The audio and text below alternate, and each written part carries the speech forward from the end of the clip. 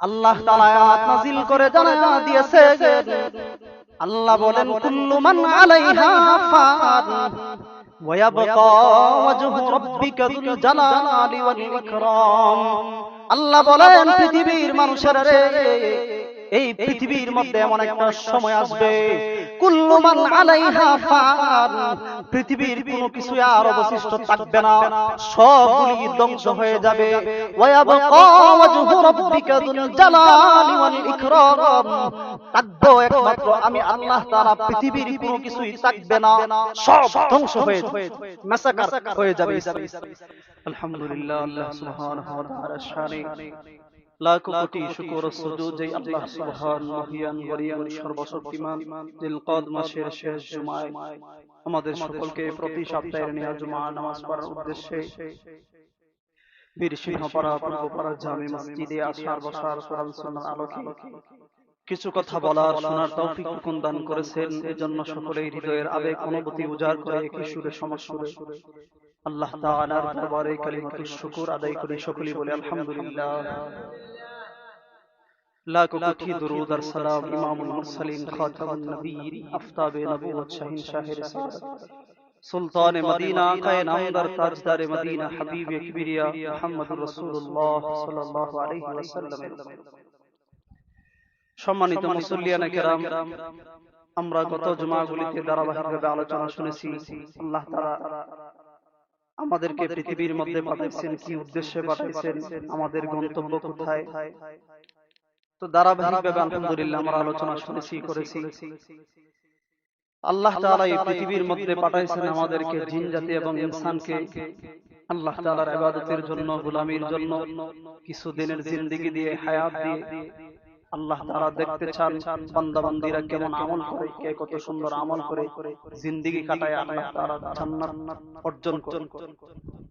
আল্লাহ তাআলা এই পৃথিবী সাজাইছেন, এত সুন্দর পৃথিবী। এই যে পৃথিবীর মধ্যে যা কিছু আছে সবকিছু আল্লাহ তাআলা মানুষের জন্য বানাইছেন। আমরা হাদিসের কিতাবে পড়েছি যে আসমান আর জমিনের মধ্যে যত মাখলুকাত আছে, যত সৃষ্টি আছে, সবগুলো সৃষ্টি জিন আর ইনসানের জন্য আল্লাহ সাজাইছেন। কুল্লু হাযিহি খালাকাল্লাহু তাআলা ওয়া সাখখারাহা লিল ইনসান ওয়ান নামলিল্লাযী খালাকাল ইনসান। আল্লাহ তাআলা বলেন কুল কায়নাতের সব আমি আল্লাহ তাআলা মানুষের জন্য বানাইছি। জমিন আমি আল্লাহ তাআলা মানুষের জন্য বানাইছি, আসমান আমি আল্লাহ তাআলা মানুষের জন্য বানাইছি, চন্দ্র সূর্য আমি আল্লাহ তাআলা মানুষের জন্য বানাইছি, গ্রহ তারা নক্ষত্র আমি আল্লাহ তাআলা মানুষের জন্য বানাইছি, গাছপালা নদী নালা খালবিল আমি আল্লাহ তাআলা মানুষের জন্য বানাইছি, পশু পাখি আমি আল্লাহ তাআলা মানুষের জন্য বানাইছি, নামলিল্লাযী খালাকাল ইনসান, একটা পিপীলিকা পর্যন্ত আমি আল্লাহ তাআলা মানুষের জন্য বানাইছি। সুবহানাল্লাহ। তার মানে এই কুল কায়নাতের সব আল্লাহ মানুষের জন্য বানাইছেন, মানুষের গোলামির জন্য। চন্দ্র সূর্যকে আল্লাহ তাআলা মানুষের গোলাম বানায় দিয়েছে, জমিনকে আল্লাহ মানুষের গোলাম বানায় দিয়েছে, গাছপালাকে আল্লাহ তাআলা মানুষের গোলাম বানায় দিয়েছে, পশুগুলিকে আল্লাহ তাআলা মানুষের গোলাম বানায় দিয়েছে। আল্লাহ তাআলা বলেন সবকিছু, সমস্ত সৃষ্টি সব তোমাদের গোলাম, আর তোমাদেরকে আমি আল্লাহ তাআলা আমার গোলাম হিসেবে পৃথিবীতে পাঠাইছি। সুবহানাল্লাহ। আমি আল্লাহ তোমাদেরকে পরীক্ষা করব। এই যে দেখেন না, বৃষ্টির কারণে হাজার হাজার কোটি কোটি টাকা আপনার জমিন নষ্ট হয়ে গেছে, ফসল নষ্ট হয়ে গেছে। ঈমানদারদেরকে আল্লাহ তাআলা পরীক্ষা করে, ফসল নষ্ট হইরা অসুস্থতা দিয়ে আসে। কোরআনের মধ্যে সূরা বাকারার মধ্যে আয়াত আছে 2 নম্বর পারা 2 নম্বর পৃষ্ঠারে, ওয়ালা নাবলুওয়ান্নাকুম বিশাইইম মিনাল খাউফি ওয়াল জু'i ওয়া নাকসিম মিনাল আমওয়াল ওয়াল আনফুসি ওয়াস সামারাত ওয়া বাশশিরিস সাবিরিন। এই আয়াতের মধ্যে আছে যে আমি আল্লাহ তাআলা মুমিনদেরকে পরীক্ষা করব। কি দিয়া পরীক্ষা করব? আল্লাহ তাদেরকে অসুস্থতা দিয়া, শরীরের মধ্যে রোগ দিব, দিয়া সেরা আমি আল্লাহ তাআলা পরীক্ষা করব। দেখব এরা ধৈর্য ধারণ করে কিনা, আমি আল্লাহর শুকরিয়া আদায় করে কিনা। আমি তাদেরকে ভয় দিয়ে পরীক্ষা করব। তারা জমিনের মধ্যে ফসল করবে, তোলার সময় হয়েছে বৃষ্টি দিয়ে সবগুলারে ধ্বংস করে দেবে। আমি আল্লাহ দেখব এরপরে এরা অবাশশিরিস সাবিরিন, ধৈর্য ধারণ করে কিনা। স্পষ্ট আয়াতে এটাই বলছে যে জমিনের মধ্যে ফসল করছেন আল্লাহ বৃষ্টি দিয়া অথবা শিলা বৃষ্টি দিয়ে সেটা ধ্বংস করে দিবে। তারপরে দেখবো আল্লাহ ঈমানদাররা ধৈর্য ধারণ করে, যদি ধৈর্য ধারণ করে তার বিনিময়ে আল্লাহ জান্নাত দিবে। সুবহানাল্লাহ। তো আল্লাহ তাআলা ঈমানদারদেরকে বিভিন্ন ধরনের পরীক্ষা করে, যে যেমন ঈমানদার তার পরীক্ষা তেমন, যে যেমন ঈমানওয়ালা যার ঈমান যত মজবুত তার পরীক্ষা তত কঠিন। পৃথিবীর মধ্যে সবচেয়ে হাই লেভেলের ইমানদার ছিল নবী রাসূলগণ, সবচেয়ে উঁচু মর্যাদা সম্পন্ন ইমানদার ছিল। এজন্যই নবী রাসূলেরা আল্লাহ তাআলা বেশি পরীক্ষা করেন। এখন অনেকে প্রশ্ন করে যে ইমানদার তাইলে এই বেচারা আবার রূপ কি দার লাগে, এই বেচারা বিপদ কি দার লাগে। পৃথিবীতে যে যত বড় ইমানদার তার তত বড় বিপদ। আল্লাহ রাসূল ছিলেন পৃথিবীর সবচাইতে শ্রেষ্ঠ ইমানদার, শ্রেষ্ঠ ঈমানওয়ালা। আল্লাহ রাসূল কষ্ট করেছেন, মুহতারাম হাজির, রাসূল নির্যাতিত হয়েছেন, নিপীড়িত হয়েছেন। তাহলে আল্লাহ রাসূলের চাইতে বড় ইমানদার পৃথিবীতে কেউ আছে? তাহলে নবী কেন কষ্ট করেছেন? আইয়ুব আলাইহিস সালাম আল্লাহ তাআলা 18 বছর পর্যন্ত রোগ দিয়ে সেরা পালায় ধরেছে। শয়তানে চ্যালেঞ্জ করছে, আপনি আইয়ুব নবীরে অসুস্থতা দেন, দেখবেন আইয়ুব নবী আর আপনার শুকরিয়া আদায় করতে না। মুহতারাম হাজির, নবীরে কত বড় পরীক্ষা করছে আল্লাহ তাআলা। যখন অসুস্থতা দিছে, পোকায় ওনার শরীর ভরে গেছে, ওনার স্ত্রীরা সব বাগা দিছে, ওনারে পালায় তুলে চলে গেছে। শুধু একজন রহিমা নামের, রহমা নামের এক বিবি ছিল, মুহতারাম হাজির, পাশে ছিল, আর সমস্ত বিবি চলে গেছে। আইয়ুব আলাইহিস সালাম 18 বছর পর্যন্ত অসুস্থতায় ভুগেছিলেন, কিন্তু মালিকের জিকির করছে, মালিকের শুকরিয়া আদায় করছে। তারপর আল্লাহ তাআলা আইয়ুব নবীকে এই বিপদ থেকে উদ্ধার করছেন। সুবহানাল্লাহ, এই পরীক্ষা। তাহলে নবী যেমন বড়, নবীর পরীক্ষাও তেমন। ইব্রাহিম আলাইহিস সালাম যেমন বড় ছিল, নবীর পরীক্ষাও তেমন ছিল। মুহাম্মদ আরবি যেমন বড় ছিল, নবীর পরীক্ষাও তেমন। আমরা যেমন ইমানদার, আমাদের পরীক্ষা ছোট ছোট। আমাদের ওই বড় পরীক্ষা দিলে তো আমরা টিকতে পারবো। তো আল্লাহ তাআলা পরীক্ষা করবেন ইমানদারকে অসুস্থতা দিয়ে, রোগ দিয়ে সেরা, বালা মুসিবত দিয়ে সেরা, জমিনের ফসল নষ্ট করে। মুহতারাম হাজির, অসুস্থতা দিলে অনেকে বলে আল্লাহ আর কাউরে পায় না, আমারে খালি অসুস্থতা দিচ্ছে। আসলে মানুষ কিয়ামতের ময়দানে যারা সুস্থ ছিল দুনিয়াতে, এরা আফসোস করবে যে আমি অসুস্থ ছিলাম না কেন দুনিয়াতে। আল্লাহ তাআলা এই অসুস্থতার কারণে তারা যে এমন পুরস্কার দিব, এই পুরস্কার পায়ারা তো খুশি হইব। আর সুস্থ মানুষ যারা ছিল তারা বলবে আমরা কেন অসুস্থ ছিলাম না দুনিয়াতে, আজকে তারা এত বড় মর্যাদা পেয়ে গেছে। সুবহানাল্লাহ। আর অসুস্থতার মাধ্যমে আল্লাহ তাআলা বান্দা বান্দির গুনাহ ক্ষমা করে। সুবহানাল্লাহ বলবেন না? আপনি হাদিসের কিতাব খুলে দেখেন, যখন বান্দা বান্দি অসুস্থ, এই অসুস্থতার মাধ্যমে তার যে গুনাহ, যেগুলো আল্লাহ মাফ করে। সুবহানাল্লাহ। তাহলে আল্লাহ তাআলা পরীক্ষা করবে। পৃথিবীতে বাড়াইছেন আল্লাহর ইবাদতের জন্য, গোলামি। আমরা দেখা যায় নাফরমানি করি, আল্লাহ তাআলার হুকুম মানি। মুহতারাম হাজির, আমরা মনে করি আইছি তো আইছি, আর যাব না, এখন থেকে চিরস্থায়ী থাকবে। আফসোস আর পরিতাপের বিষয়। তাকায় দেখেন, আপনি মসজিদে আসেন আর না আসেন, আপনিও মরবেন। যে রাস্তার মধ্যে আছে হেও মরবে, যে গাড়ির মধ্যে আছে হেও মরবে, যে প্লেনের মধ্যে আছে হেও মরবে, যে প্রেসিডেন্ট হেও মরবে, যে এমপি হেও মরবে, যে মন্ত্রী হেও মরবে। এটার দিকে কেউ বাঁচতে পারতো না। সুখে থাকলেও মরে যেতে হবে, দুঃখে থাকলেও মরে যেতে হবে, মরতেই হবে। এটা থেকে বাঁচার কোনো উপায় নাই। মুহতারাম হাজির, দুনিয়াটা এরকমই পরিবর্তন হয়, সময়ে সময়ে, সেকেন্ডে সেকেন্ডে, মিনিটে মিনিটে পরিবর্তন হয় সব। এই সূর্য উঠছে, এই বৃষ্টি আসছে, এই রাত আসছে, এই দিন আসছে, এই অন্ধকার, এই আলো আসছে। দুনিয়াটা এরকম গিরগিটির মতন পরিবর্তন। এই দেখা যায় শেখ হাসিনা ছিল প্রধানমন্ত্রী, চলে গেছে পালায়া, তারপরে দেখা যায় আরেকজন আসছে ডক্টর ইউনূস, তারপরে দেখা যায় তারেক রহমান। এই দুনিয়া এইভাবে পরিবর্তন হইতে থাকে, একটার পর একটা পরিবর্তন হতে থাকে। আপনাদের এই মসজিদ কেমন ছিল, আজকে কত বিশাল মসজিদ হয়েছে, আলহামদুলিল্লাহ। এই দুনিয়া পরিবর্তন হইতে থাকবে, কিন্তু আপনি আমি যদি আখিরাতের কাজ না করি, এই দুনিয়ার পরিবর্তন দিয়ে আপনার আমার কোনো ফায়দা নাই, কোনো লাভ নাই। দুনিয়াতে হাজারো সার্টিফিকেট থাকতে পারে, আপনার ডক্টরেট হইতে পারে, ইঞ্জিনিয়ার হইতে পারে, বড় সার্টিফিকেট দিয়ে আপনার সুকেশ ভরা, কিন্তু এই সার্টিফিকেট আখিরাতে কাজে আসবে। আখিরাতে কাজে আসবে ঈমান আর আমল, এই দুইটা জিনিস। আমল কইরা গেলে কাজে আসবে, আর ঈমানদার যদি হও তাহলে এটা কাজে আসবে। মুহতারাম হাজির, আখিরাতের মধ্যে কাজে আসবে আপনার ঈমান আর আমল যদি ঠিক থাকে, আল্লাহ এদেরকে জান্নাতে প্রবেশ করাবে। কোরআন আয়াত আছে, ইন্নাল্লাযীনা আমানু ওয়া আমিলুস সালিহাত কানাত লাহুম জান্নাতুল ফিরদাউসি নুজুলা। বান্দা বান্দীরা ঈমান আর নেক আমল সালেহ করে যদি আমি আল্লাহ তাআলার কাছে আসতে পারো, জান্নাতুল ফিরদাউসি নুজুলা, জান্নাতুল ফিরদাউস তোমাদেরকে দান করব। সুবহানাল্লাহ, সবচেয়ে মর্যাদা সম্পন্ন জান্নাত আমি আল্লাহ তাআলা দান করব। তাহলে মুহতারাম হাজির, আমরা আসছি আবার আল্লাহ তাআলার কাছে চলে যেতে হবে। আমাদের গন্তব্য হইল আখিরাত। এখানে যদি আপনি আমি সফল হয়ে যাই, তাহলে চিরন্তন সফল। মুহতারাম হাজিরিন, তো আল্লাহ তাআলা পৃথিবীতে পাঠাইছেন, পৃথিবী সাজাইছেন, আসমান জমিন সাজাইছেন। একদিন আসবে সবগুলি ধ্বংস হয়ে যাবে।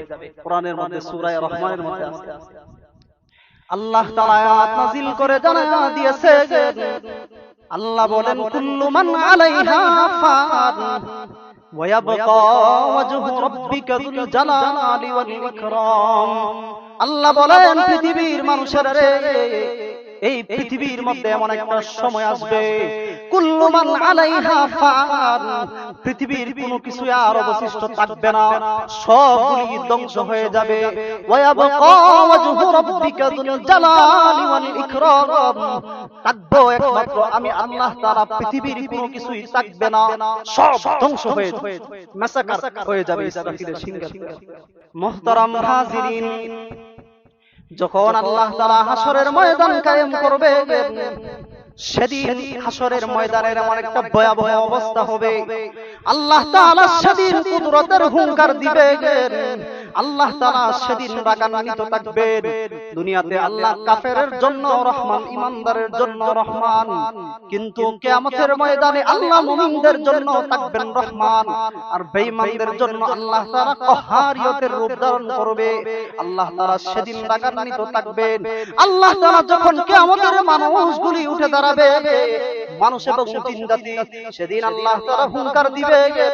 আল্লাহ বলবেন লিমানিল মুলকুল ইয়াউম লিল্লাহিল ওয়াহিদিল কাহ্হার, এ দুনিয়ার ক্ষমতা ওয়ালারা রাজা বাদশারা, আজকে বলো ক্ষমতা কার, আজকে বলো আধিপত্য কার?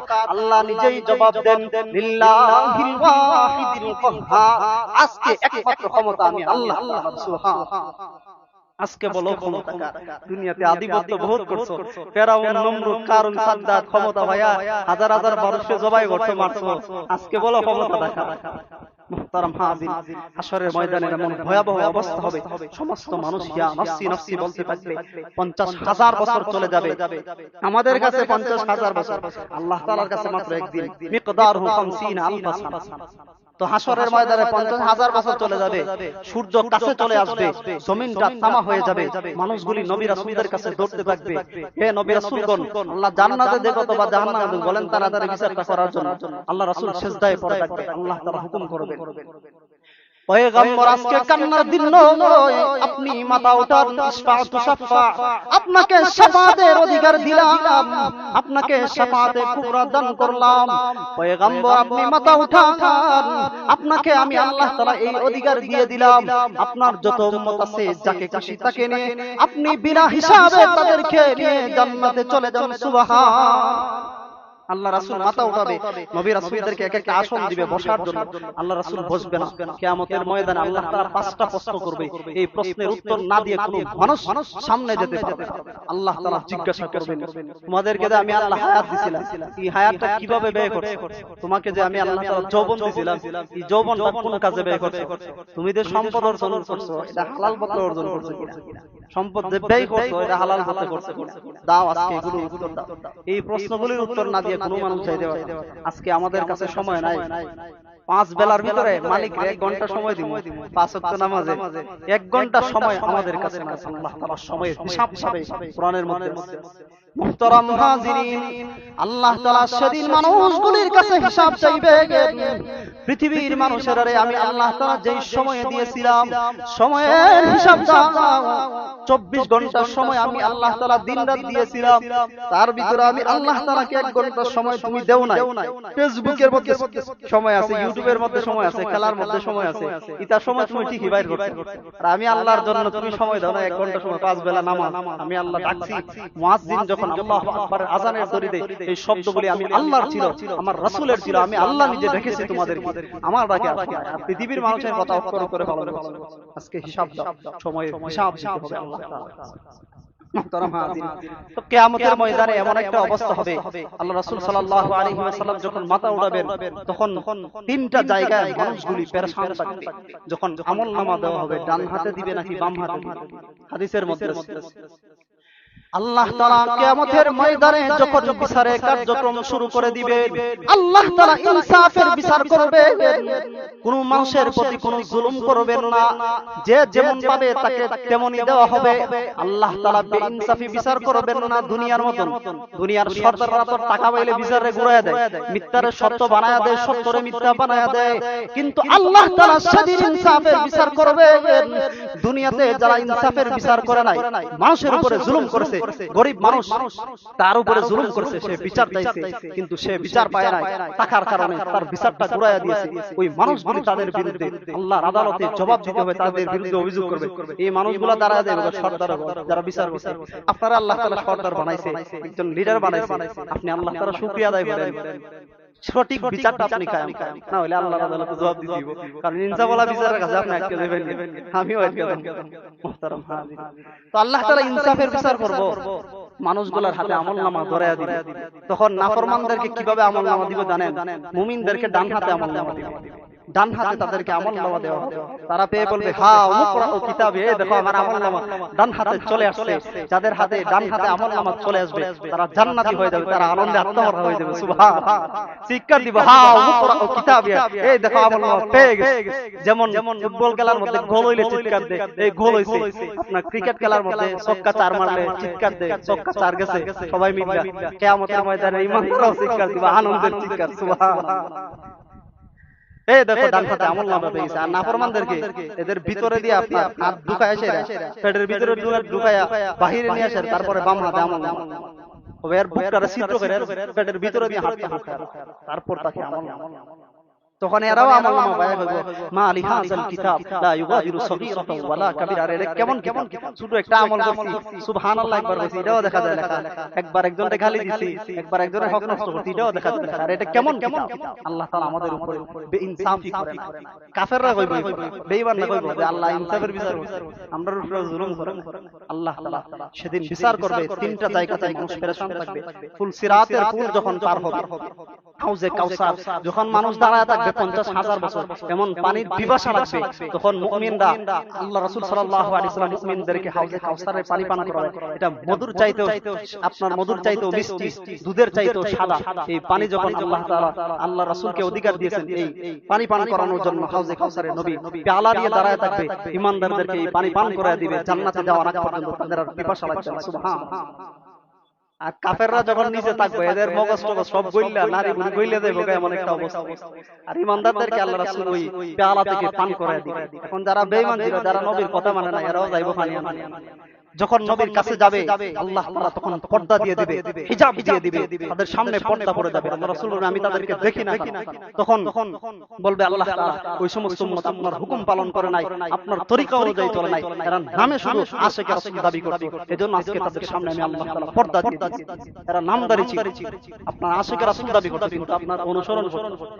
আর আল্লাহ রাসূল যখন নাফরমান উম্মতগুলো যাইবো, ইয়া হবে ইয়া রাসূলুল্লাহ পরিমান করুন, তখন রাসূল বলবে, সুবহান সুবহান লিমান গায়্যারা বাদি, দূর হ নাফরমান আমার কাছ থেকে, তুই শুধু মুখে মুখে দাবি করিস আশিক রাসূল, কিন্তু প্রকৃতপক্ষে তুই আশিক রাসূল ছিলি, পাটপাট ছিলি।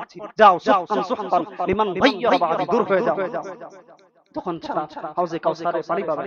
তারপরে থাকবে মিজানের পাল্লা, সেখানে আমলনামা মাপা হবে।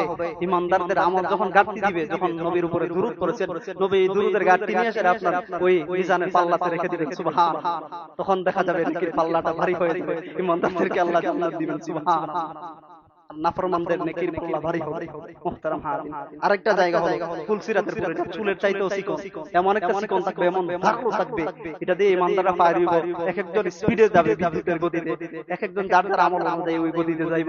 আর বেঈমান যারা ছিল, কাফের মুশরিক যারা আল্লাহর হুকুম মানে নাই, ফুল থাকবে, এই ফুলে দিয়ে যখন যাইব, এরা শৈলে খাইতে খাইতে এই জাহান্নাম নিচে থাকবে, জাহান্নামের মধ্যে।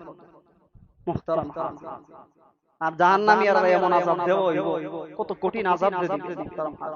এরা একটা দাঁত বানানো হইব উহুদ পাহাড়ের মতো। যারা সৌদি আরব গেছেন, উহুদ পাহাড় তো দেখছেন, হাদিসও আছে, একটা দাঁত হইব উহুদ পাহাড়ের সমান, এটা আযাব দেওয়া। আর চামড়া কত দূর হইবে জানেন নি? জাহান্নামে জ্বালাইব। মক্কা থেকে মদিনা শহর, দুই শহর যত দূর, আর মক্কা থেকে মদিনা কত দূর গিয়া সেটা দেখুন, এত দূর পর্যন্ত এদের শরীরে চামড়া লাগালে অত্যন্ত শুরু, এদেরকে এমন ভাবে আযাব। তো যাহা কিছু বললাম, আল্লাহ তাআলা আমাদের সকলকে বোঝার তৌফিক দান করুন।